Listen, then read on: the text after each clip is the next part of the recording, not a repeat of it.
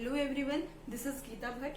So today we will discuss previous questions for KVS PGT Chemistry. So आज हम कुछ previous questions करेंगे, जैसे इससे पहले भी हमने कुछ question discuss किए हैं. So आज हम discuss करेंगे question. So जो ये paper है आपका 2018 का है, रिमेम्बर रखना 2018 का जो पेपर है उसके क्वेश्चंस हम डिस्कस करेंगे. जितने भी केमिस्ट्री के क्वेश्चंस आए हैं सारे डिस्कस करेंगे. ठीक है. सो फर्स्ट क्वेश्चन है कि which are can not be concentrate by froth flotation method. इनमें से कौन सा है जिसे आप फ्रोथ फ्लोटेशन मेथड की हेल्प से कंसेंट्रेट नहीं कर सकते. इसकी जगह अगर प्योरिफाइड लिखा हुआ होगा तो भी क्वेश्चन सेम है कि मतलब फ्रोथ फ्लोटेशन की हेल्प से आप इनमें से किसको प्योरिफाइड नहीं कर सकते. ठीक है. तो मेन थिंग सबसे पहले ये है कि जो सल्फाइड ओर होते हैं ये आपको याद रखना है. ठीक है. जितने भी सल्फाइड ओर्स होते हैं, ओनली सल्फाइड ओर्स जो होते हैं उन्हें सेपरेट, उन्हें प्यूरिफाइड या कंसेंट्रेट किया जा सकता है with the help of froth flotation method. ठीक है. अब हम एग्जाम जो आपको ऑप्शन दिए हैं उसकी बात करें तो पहला दिया है copper pyrites. So here the formula of copper pyrites is CuFeS2. Okay. And zinc blende, here the formula is ZnS, zinc sulphate. So cinnabar, here the chemical formula of cinnabar is HgS, mercurous sulfide. And next one is calamine. ठीक है. तो calamine का chemical formula होता है ZnCO3. So option से आपको समझ में आ गया होगा केमिकल फॉर्मूला लिखते ही कि राइट आंसर क्या है कि सिर्फ सल्फाइड और सेपरेट किए जा, प्योरिफाइड किए जा सकते हैं. सो है सल्फर सल्फर सल्फर, तीनों में सल्फर प्रेजेंट है, यानी कि ये क्या होगा, एक सल्फाइड का ओर्स होगा. सो इट मींस इन तीनों को आप प्योरिफाइड कर सकते हैं with the help of froth flotation method. So here the right answer is calamine. Okay. Calamine जो होता है वो सल्फाइड और नहीं होता है, ये किसका और होता है, ओर्स ऑफ जिंक. ये याद रखना है आपको कि ये जिंक का ओर होता है. जिंक एलिमेंट क्या होता है, सिंबल क्या होता है, Zn. ओके. तो जिंक का ओर होता है कैलामाइन, इसीलिए यहाँ पर पूछा है कैन नॉट बी कंसेंट्रेट, इसे नहीं किया जा सकता. So the right answer is calamine. Okay. इसे आप नोट डाउन करो. देन हम नेक्स्ट क्वेश्चन को डिस्कस करेंगे और आई थिंक आपको समझ में आ रहा होगा. और अगर आपको समझ में आ रहा है तो कमेंट जरूर करें, अपने रिस्पॉन्स दें कि आपको वीडियो कैसी लग रही है. ओके.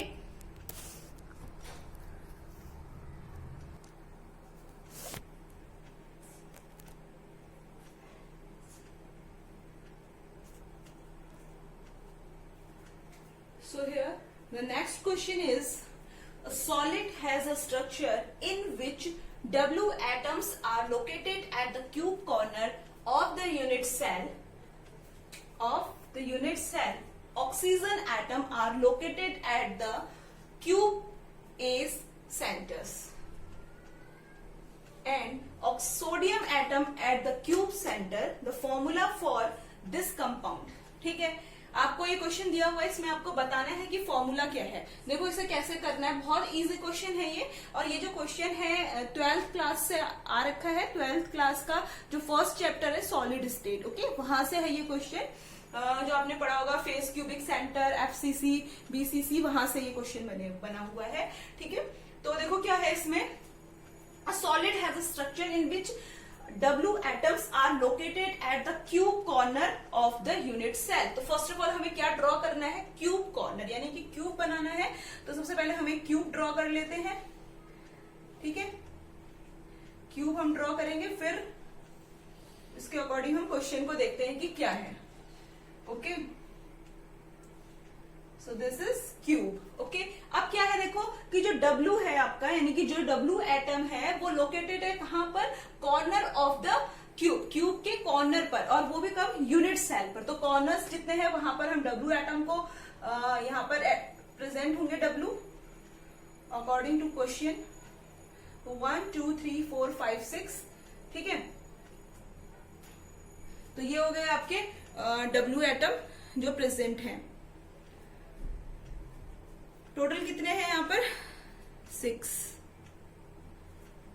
अच्छा, एक कॉर्नर ये भी है 1 एंड हियर सो 1 2 3 4 5 6 7 8, तो टोटल कितने कॉर्नर है? 8 है, यानी कि W कितने हैं आपके? 8 हैं। और फिर क्या कहा है कि oxygen atom are located at the cube edge centre, तो जो ऑक्सीजन है वो जो क्यूब एज है, उनके जो क्यूब एजेस हैं उनके सेंटर पे प्रेजेंट है। ठीक है, तो सेंटर पे इसको हम सिचुएटेड कर लेते हैं। देखो एक यहाँ पर होगा ऑक्सीजन, एक यहाँ पर होगा, ठीक है, एक यहाँ पर, एक यहाँ पर, एजेस के सेंटर पर है, तो एक यहाँ, सबके सेंटर पे एक एक क्या होगी? ऑक्सीजन प्रेजेंट होगी, जैसा कि आपको क्वेश्चन में मेंशन है। तो टोटल कितनी ऑक्सीजन आ रही है? 1 2 1 2 3 4 5 6 7 8 9 10। ओके, तो टोटल कितनी ऑक्सीजन है यहाँ पर आपकी? हाँ, 1 एक, अच्छा एक यहाँ पर भी होगी, हाँ ठीक है, एक यहाँ पे होगी और एक यहाँ पर, ठीक है, तो टोटल 12 हो गई यहाँ पर। और फिर नेक्स्ट क्या है कि sodium atom at the cube centre, और सोडियम कहाँ पर है? सेंटर पर है, क्यूब के सेंटर पे है, और यानी कि क्यूब का सेंटर क्या है आपका? ये है।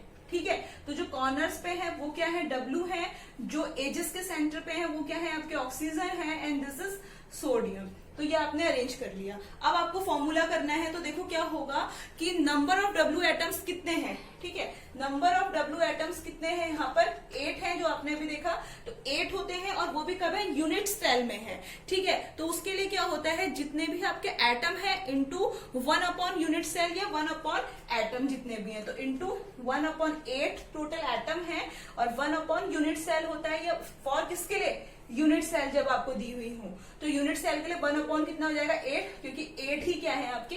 एटम है। इसको इससे कैंसिल करोगे तो कितना मिला आपको? 1। इट मीन्स यहाँ पर कितने W प्रेजेंट है? 1 है।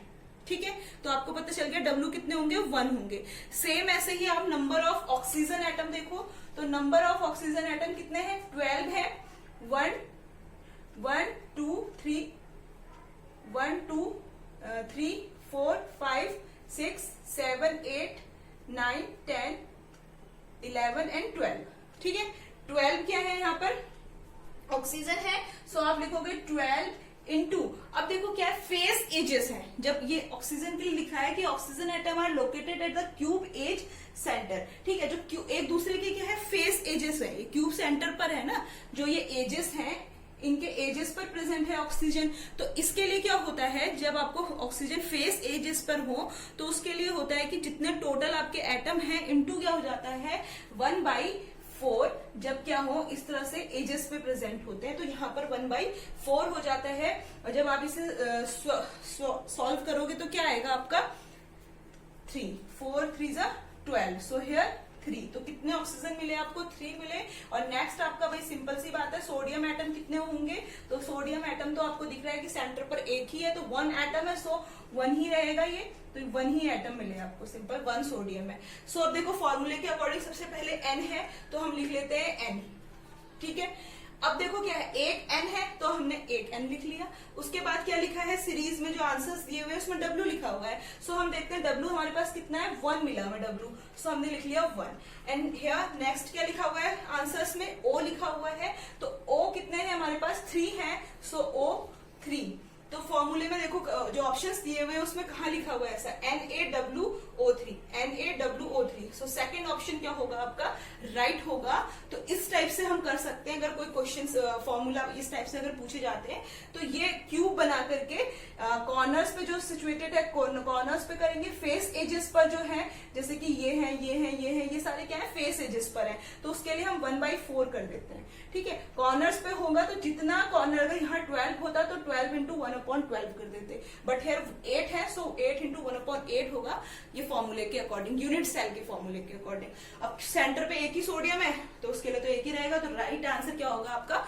सेकंड जो होगा वो आपका राइट आंसर होगा। यहाँ पर नोट डाउन कर लो आप इसे, फिर हम नेक्स्ट क्वेश्चन डिस्कस करते हैं।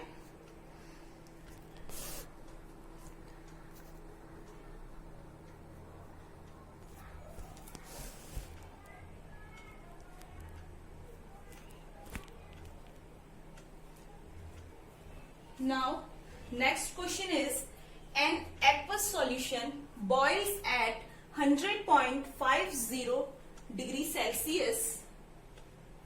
The freezing point of this solution is when given है आपको KB equal to 0.51, KF equal to 1.86 and option दिए फॉर वाटर के लिए दिया हुआ है, ऑप्शन दिया है 1.82, 0.50, 8.8 सब ऑप्शन। ठीक है, अब हमें कैसे कैलकुलेट करना है, देखो यहाँ पर है आपका कि an aqueous solution boil at 100.50 degree Celsius. एक सॉल्यूशन है एक्वस सॉल्यूशन जो बॉयल होता है, कितने टेम्परेचर पर बॉयल हो रहा है, वो 100.50 डिग्री सेल्सियस। ठीक है, इट मींस आपको गिवन क्या है, सबसे पहले आप गिवन लिख लेते हैं तो बहुत क्लियर हो जाता है क्वेश्चन को अटेम्प्ट करना। ठीक है, तो आपको क्या दिया हुआ है, टीबी दिया हुआ है, बॉइलिंग टेम्परेचर दिया हुआ है, तो क्या दिया हुआ है 100.50 डिग्री सेल्सियस। अब इसे यहीं पर हम सॉल्व कर लेते हैं। टोटल बॉइलिंग टेम्परेचर हम निकाल सकते हैं कैसे, delta TB equal to 100.50 minus, किससे माइनस करेंगे, जो बॉइलिंग पॉइंट ऑफ वाटर होता है, जो वाटर का बॉइलिंग पॉइंट होता है वो कितना होता है 100 डिग्री सेल्सियस होता है। ठीक है, तो उस पे माइनस कर लेंगे हम 100 से, क्योंकि वाटर एक्वस फॉर्म पे है इसलिए, तो वाटर -100 इसीलिए किया इसे, क्योंकि जो वाटर होता है उसका बॉइलिंग पॉइंट 100 होता है। अब इसे सॉल्व करेंगे तो 0.50 आ जाएगा।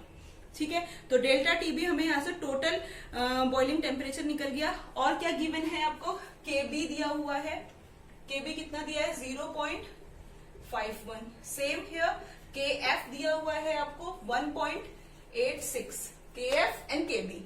ठीक है, ये चीजें आपको दी हुई हैं।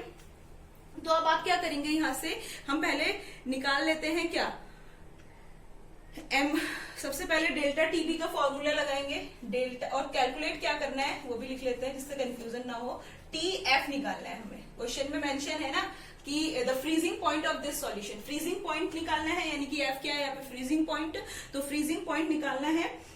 ये हमने लिख लिया क्वेश्चन मार्क लगा के, जिससे आगे कंफ्यूजन ना हो। तो सबसे पहले हम क्या करेंगे, डेल्टा टीबी इक्वल टू क्या होता है, केबी इंटू एम इंटू आई। केबी क्या है आपका boiling point of aqueous solution, या इस केबी को हम क्या कह सकते हैं, मोलर बॉइलिंग पॉइंट है ये। ठीक है, एम क्या है यहाँ पर मोलालिटी है, एंड आई क्या है यहाँ पर वांट ऑफ फैक्टर। ओके, तो डेल्टा टीबी अभी आपने निकाला 0.50 इक्वल टू केबी कितना दिया हुआ है आपको 0.51, so we write 0.51 into molality and van't Hoff factor नहीं है गिवन, तो हम इसे ऐसे निकाल लेंगे m इंटू आई।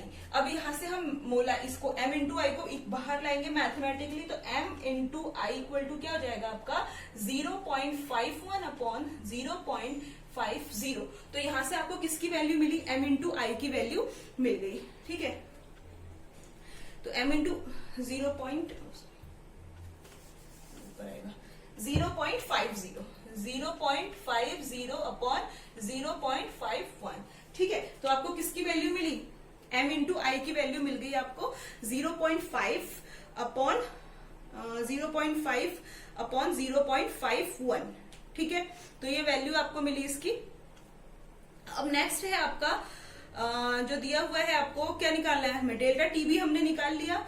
अब फ्रीजिंग पॉइंट हमें कैलकुलेट करना है, तो डेल्टा टीबी यहाँ से हमें m इंटू आई की वैल्यू पता चल गई। ठीक है, तो m इंटू आई की वैल्यू जब हमें पता चल गई, तो यहाँ से हम क्या कैलकुलेट कर सकते हैं, सबसे पहले हम निकालेंगे डेल्टा टीएफ, यहाँ से हम निकाल सकते हैं। तो डेल्टा टीएफ इक्वल टू क्या हो जाएगा, delta TF equal to same KF into M into I. अब ये क्या है, फ्रीजिंग पॉइंट है, और ये क्या था आपका बॉइलिंग पॉइंट था, बी है ये, डेल्टा टी बी, सॉरी ना, बॉइलिंग पॉइंट और हेयर फ्रीजिंग पॉइंट।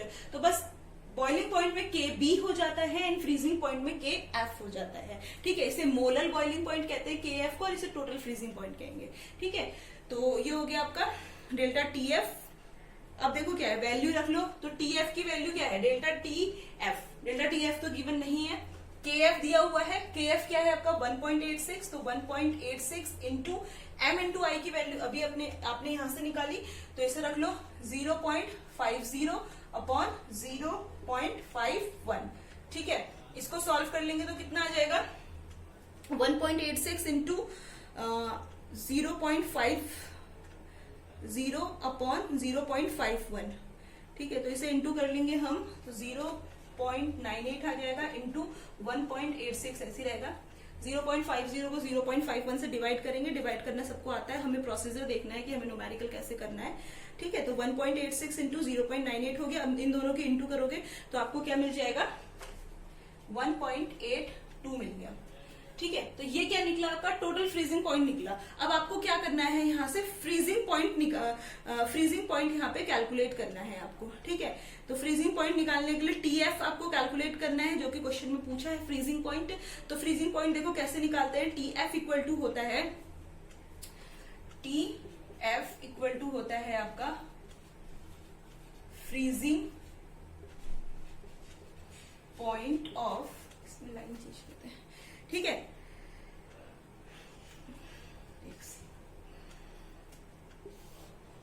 हाँ, तो फ्रीजिंग पॉइंट ऑफ वाटर, क्योंकि गिवन क्या है आपको, वाटर का दिया हुआ है freezing point, minus freezing point of water equal to क्या हो जाएगा, डेल्टा टी एफ, ठीक है। डेल्टा टी एफ आपने यहाँ पर अभी निकाला, डेल्टा टी एफ क्या कैलकुलेट किया आपने, 1.82।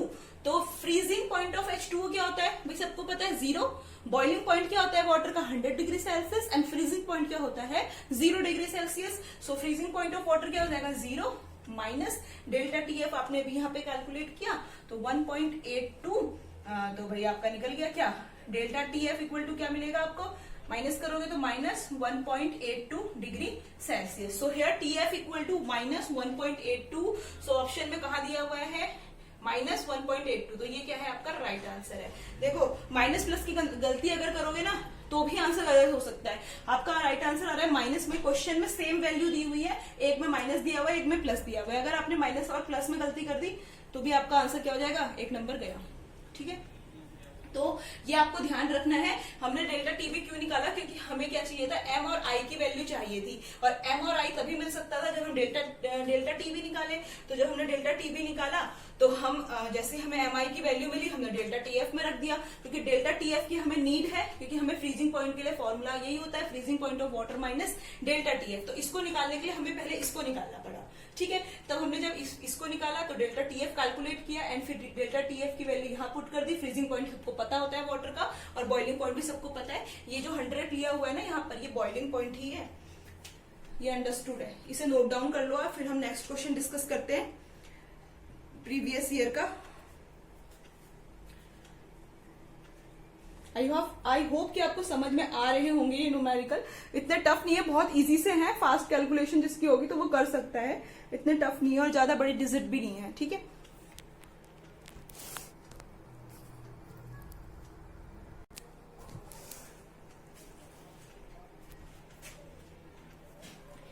सो नेक्स्ट क्वेश्चन है आपका, which of the following do not cause acid rain.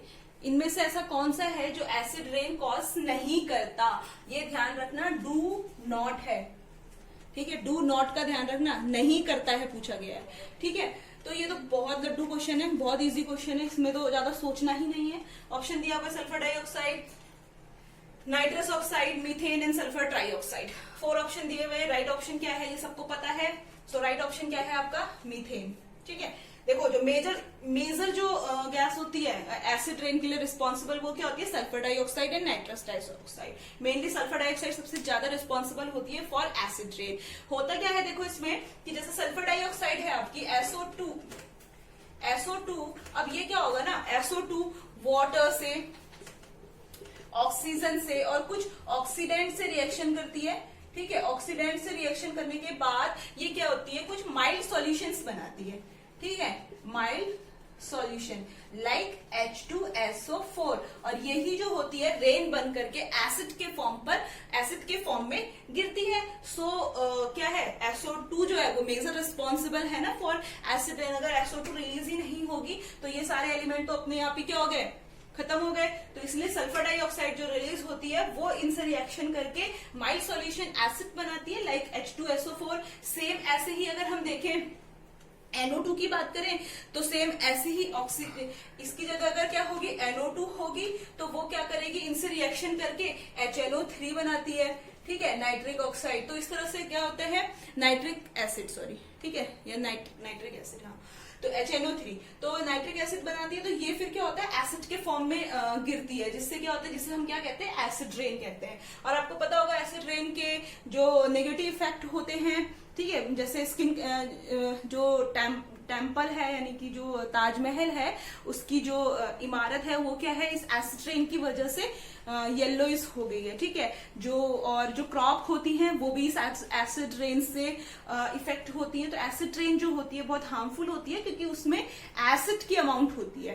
ठीक है, और वो एसिड कहाँ से बनता है, इस तरह से एसिड का फॉर्मेशन होता है और वो रेन के फॉर्म में गिरती है तो वो फिर नेगेटिव इफेक्ट देती है। ठीक है, तो ये होता है, तो उससे बहुत ज्यादा निगेटिव इफेक्ट है एसिड रेन के। और तो राइट आंसर आपसे पूछा है डू नॉट, तो सिंपल सा है मीथेन। और आपको पता है कि मीथेन जो होता है वो एसिड रेन नहीं करवाती है, लेकिन मीथेन कौन सी गैस होती है ये भी ध्यान रखना, यहीं से मीथेन आपकी ग्रीन हाउस गैस होती है।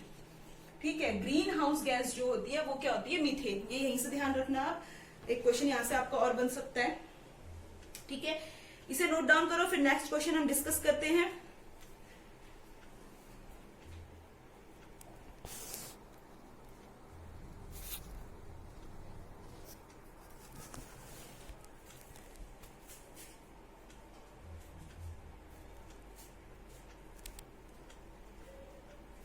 नेक्स्ट क्वेश्चन है आपका, the dipole moment of HBr is HBr 2.60 into 10 to the power minus 30 coulomb metre and the intratomic spacing is 140 pm.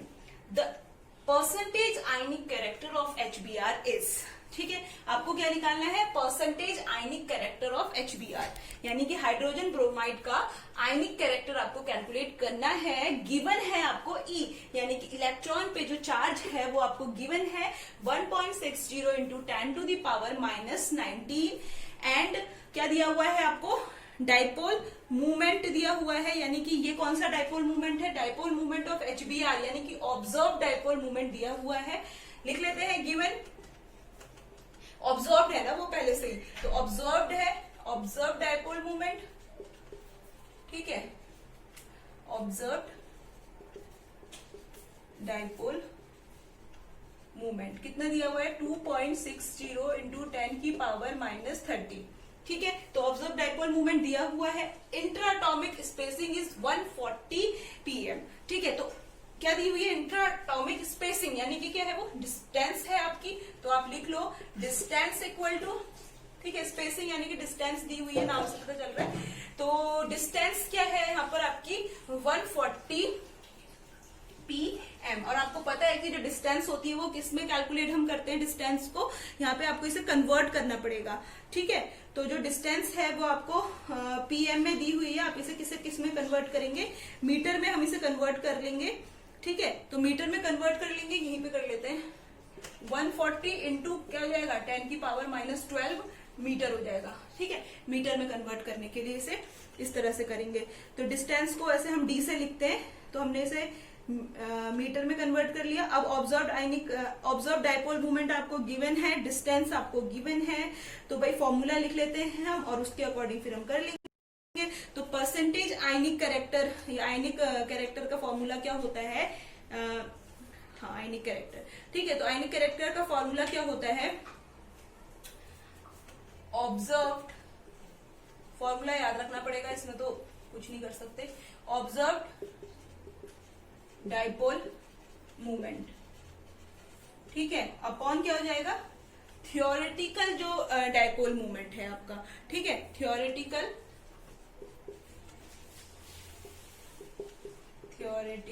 Dipole movement into क्या हो जाएगा, 100 हो जाएगा, क्योंकि हम किस में कैलकुलेट कर रहे हैं, परसेंटेज में। लिख लो यहाँ पे परसेंटेज आयनिक कैरेक्टर। ठीक है, तो परसेंटेज आयनिक कैरेक्टर हम कैलकुलेट कर रहे हैं यहाँ पर, तो क्या हो जाएगा, देखो ऑब्जर्व डाइपोल मूवमेंट आपको गिवन है, थियोरेटिकल डाइपोल मूवमेंट आपको नहीं दिया हुआ है। अब प्रॉब्लम यहाँ पर आ रही है कि थियोरेटिकल डाइपोल मूवमेंट तो दिया नहीं है, ऑब्जर्व डाइपोल मूवमेंट गिवन है 2.60 into 10 की पावर माइनस 30 एंड डिस्टेंस दी हुई है आपको 140 पिकोमीटर, बट इसे कन्वर्ट कर दिया हमने मीटर में, सो 140 into 10 to the power minus 12 होते हैं मीटर में। परसेंटेज के लिए फॉर्मूला इंटू 100 हो जाता है, जब परसेंटेज में कैलकुलेट करते हैं, ठीक है, इंटू 100 हो जाता है। और फॉर्मूला है आपका आयनिक करेक्टर, परसेंटेज आयनिक करेक्टर के लिए कि observe dipole movement upon theoretical dipole movement. But तो कोई प्रॉब्लम कहाँ आ रही है यहाँ पे कि आपको थियोरेटिकल डाइपोल मूवमेंट तो दिया ही नहीं हुआ है। तो सबसे पहले हम क्या करेंगे, इस थियोरेटिकल डाइपोल मूवमेंट को ही कैलकुलेट करेंगे। सो इसके लिए हमें डिस्टेंस दी हुई है, ठीक है। और तो कैसे निकालेंगे, देखो, थियोरेटिकल डाइपोल मूवमेंट,